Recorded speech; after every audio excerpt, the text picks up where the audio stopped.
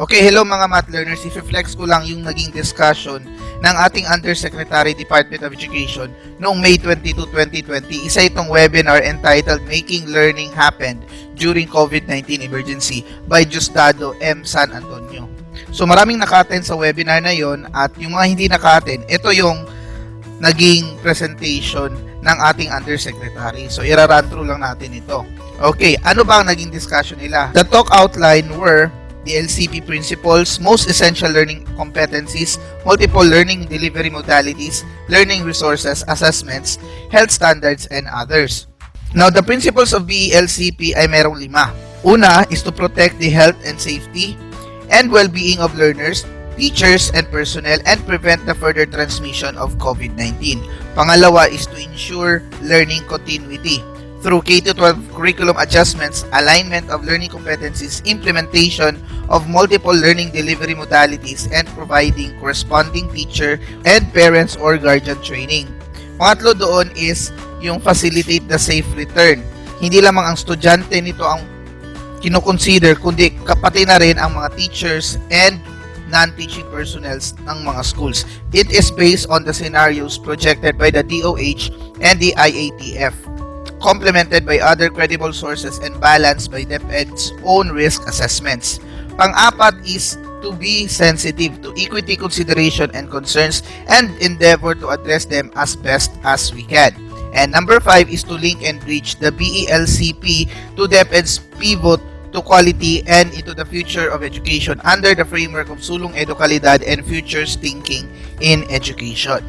Okay, now ito yung proseso na pag-identify ng mga most essential learning competencies. So mula sa curriculum guide, nag-undergo ito para malaman ang mga essential learning competencies. Tapos mula sa essential learning competencies ay mas pinaiklian pa ito at yun na ang naging most essential learning competencies. Now tingnan natin kung ano ang mga naging pagbabago nito.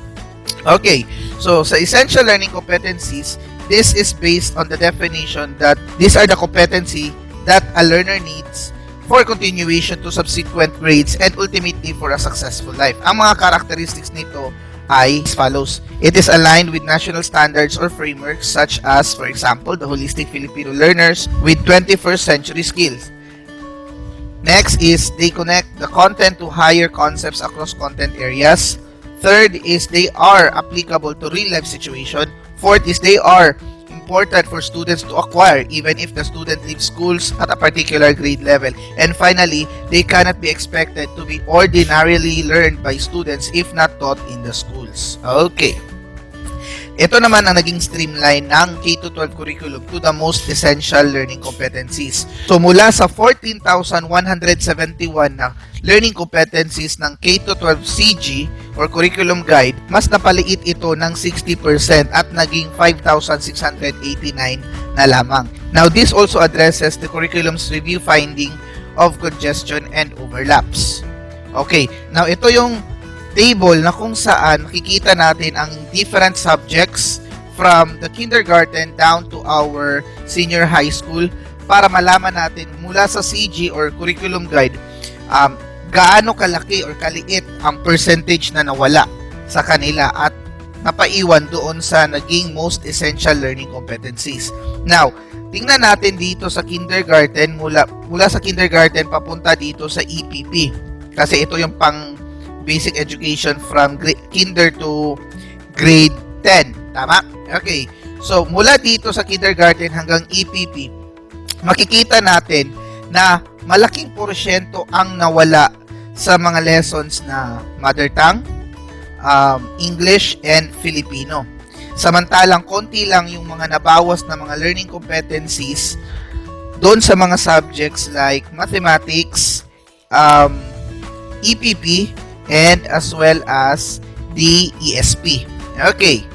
So, as we can see, kung titingnan natin dito, masyadong malaking pagbabago talaga ang makikita natin sa magiging discussion sa mga learning competencies pagdating ng school year 2020-2021.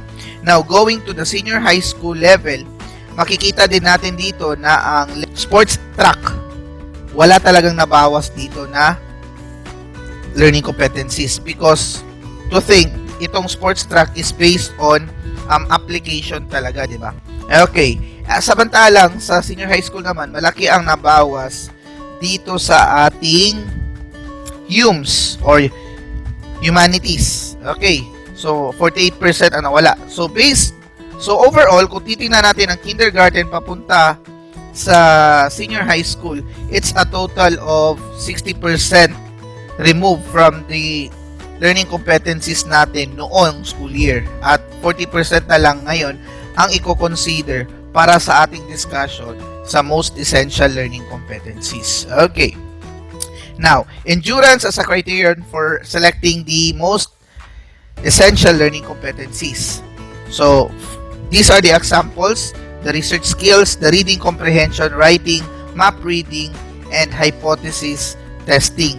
So, competence that remains with learners long after a test or unit of study is completed, or if it is useful beyond a single test or unit of study. So, it means na yung competencies na kinoconsider ngayon is yung mga bagay na hindi lamang based para sa isang test, kundi even after the test ay magpapaiwan pa rin sa ating mga students. Okay, next. Now, ito naman yung aspect ng nawala at saka naiwan at saka yung justification ng DepEd kung bakit natanggal yung ibang competencies nila at pinaiwan yung iba. Okay, so ito yung sa English. Next, we go with the science. Now, if we could remember science, 34% doon ang na-reduce mula sa original. Okay, so ito yung mga na-merge, na-drop, at saka mga na-retain. At ito yung mga reasons din kung bakit na-merge sila or na-drop sila. Okay. Now, we go to mathematics. If we consider mathematics, we have 27% removed learning competencies from the original. Okay. At ito naman ang mga discussions kung ano yung mga learning competencies na na-merge, at ano yung mga na-drop, at ano yung mga na-retain. Okay. At ang mga reasons nila kung bakit sila na-merge or na-drop. Now, we go to Araling Panlipunan. Araling Panlipunan, if we could consider, we have 52% of the whole competency mula noon. 52% doon ang nawala. And giving us 48% na lang. Okay? At ito yung mga rason din kung bakit sila na-merge, na-drop, at na-retain. Okay. Now, we go with the learning delivery modalities. As DepEd said and proposed, ang mga learning delivery modalities natin are number 1, face-to-face, number 2, distance learning, number 3, blended learning, and number 4 is homeschooling. Now, dito sa face-to-face, it is very understandable, makikita-kita talaga ang teacher at saka student. Sa distance learning naman, nandito yung online distance learning at yung modular distance learning. Kasama na dito ang mga educational TV at saka yung mga radio-based instruction. Sa blended learning naman, is a combination of face-to-face and distance learning. So, pwede itong face-to-face with online distance learning, face-to-face with modular distance learning, face-to-face with educational TV or radio-based instruction, and a whole of it. And finally is the homeschooling. Now, for people na hindi alam ang homeschooling, homeschooling is based if ever your parents or guardians are well-trained and have the capacity para magturo sa inyo sa mga needed competencies na binigay ng DepEd. Okay, now let's continue. Now, regions, division, and schools to contextualize learning strategies and learning delivery modalities. Now, may mga schools under the supervision and guidance of regional offices and division offices, they are authorized to decide on the specific learning delivery modalities deemed appropriate in the context and consistent with the COVID-19 guidelines and regulations. So DepEd itself, they have a great trust in our field officials, school leaders, and teachers in their resilience, adaptability, and resourcefulness in delivering instruction. Okay, now, ito naman ang mga requirements kung saan gusto i-consider ng isang school ang online distance learning. So, naka-enumerate ito from the certification, then the disclosure of essential e-learning applications. There is also the statement of undertaking. We have the statement that ensures accessibility of e-learning platforms for users. We have also the detailed discussion on curricular implementation, Also, statements of undertaking that tuitions and other fees are properly consulted, as well as the Omnibus Certificate of Compliance to the standards set by the DepEd for online distance learning. Okay, now, going to our online distance learning continuation, ito naman ang table na meron tayong stakeholders and the area of the readiness and the particulars. So, sa school, in terms of their area of readiness, sa governance, the school orients the teachers, parents, and learners about online learning policies and directions to ensure that everyone knows what to expect.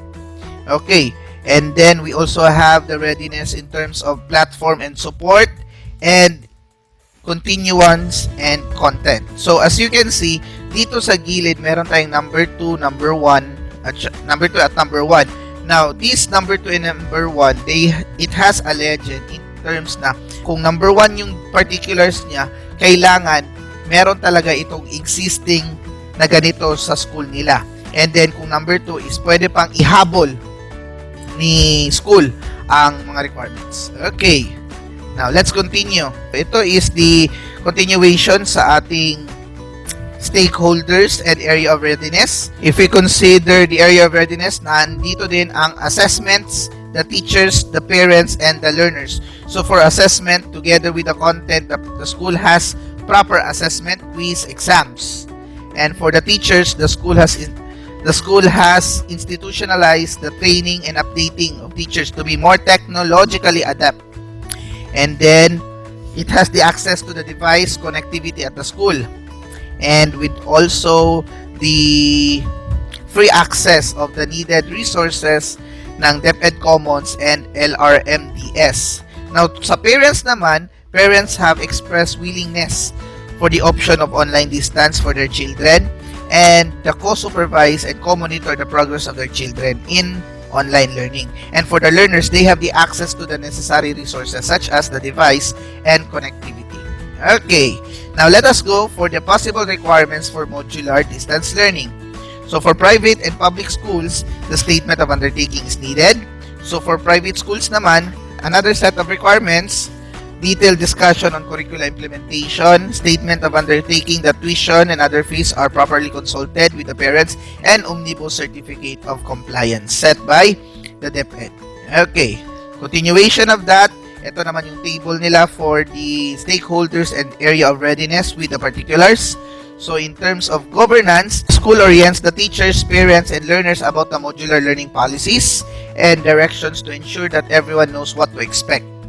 Sa content, they have also the complete and appropriate content with the learning modules, self-learning modules, in-print and e-copy for those with device for quarter 1 available for distribution to learners. The school also have the available references, the supplementary materials for distribution to the learners. And for the parents, syempre, they have expressed the willingness to undergo their children in the modular distance learning, and they are willing to co-supervise and co-monitor the progress of their children's online learning. Okay, now for using educational TV and radio-based instruction, ito naman ang para sa mga public schools and private schools. Memorandum of Undertaking, Statement of Undertaking, and dagdag para sa private school, detailed discussion on curricula, Statement of Undertaking, and Omnibus Certificate of Compliance. Okay, now let's continue. Dagdag dito is the table for the stakeholders and area of readiness. So with the governance, the school orients the teacher, same, about the TV and radio-based instruction. And then, meron din itong MOA or MOU with the television network or radio station for the needed airtime and slot. Now, for the content, the school has complete and appropriate content about the modules, self-learning modules in video format and radio-based lesson format. Radio script as well as in-print or e-copy for the quarter 1 available. Then the school have available references, supplementary materials for distribution to the learners. Okay, and the learners, the parents ensure children has access to television and radio. And for the parents express willingness, and they are willing also to co-supervise and co-monitor the progress of their children. Okay, now for the homeschooling. For the homeschooling, in terms of the school, submission of a letter of intent addressed to the regional, submission of the implementation plan that describes the target learners for the homeschooling program, and a certification that the homeschool coordinator will be designated by the school. Now, for content, submission of the training plan for parents, okay, because the parents will be the one who will supervise this one, as well as the certification of the availability of appropriate learning materials and resources consistent with the delivery modality that will be adopted by the proponent. Okay. Now, ito naman ang mga learning resources na dapat i-consider ng mga teachers and even the students. So, for kindergarten, they have the K to grade 3, the storybooks through competition, writing, kindergarten activity sheets, ADM, K-learning kit. For grade 1 to 3, they have the primer lessons. For grade 1, storybooks through competition, writing, grade 1 English activity sheets, learner's material or learner's module, and TG's teaching guide. For grade 4, they have the LMs, the TGs for grade 4, the TM and textbooks for grade 5 and 6. For grade 7 to grade 10, they have the textbooks and TM and the TGs and LMs. Okay, and for grade 11 and 12, textbooks, teacher's manual, learner's material, teaching guides, readers, manuals, primals plus self-learning modules for core subjects. Okay, now, for the national assessment, yung mga NAT 6, NAT 10, NAT 12, ELLNA, PEPT, A&E, and NCAI or NCAE. So, sa mga lugar na very low risk area, all national examinations shall be administered to all learners. Okay. And then, 10 to 15 students per testing room and shall practice social distancing inside and outside the classroom. Okay. So, for low risk area, NCAI administration or NCAE administration in school should be by batch on different schedules. 10 to 15 students lamang per testing room. And for high-risk area, online assessment for NAT 6, 10, and 12 using the platform and computer-based assessment with assistance from the ICTs is an option. And this will be only for sampling. Okay. Now, let us go to the key elements of the DepEd health standards. So, there are 5. So, first is to increase physical and mental resilience. Then, we have to reduce transmission. And number 3, to reduce contact. Number 4 is to reduce duration of infection.